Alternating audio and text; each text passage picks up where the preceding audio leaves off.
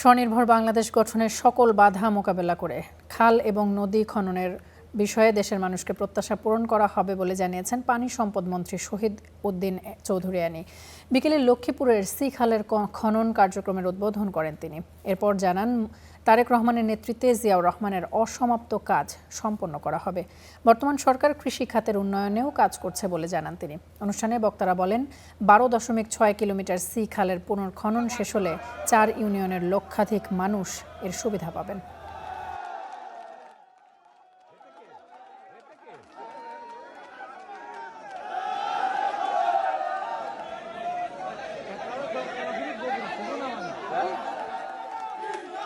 এই বিপ্লবটা যদি প্রেসিডেন্ট জিয়ার তার যে চিন্তা ধারণা দূরদর্শিতা সে আলোকে যদি সমাপ্ত হইতো, তাহলে স্বনির্ভর বাংলাদেশ অব্যাহত থাকতো।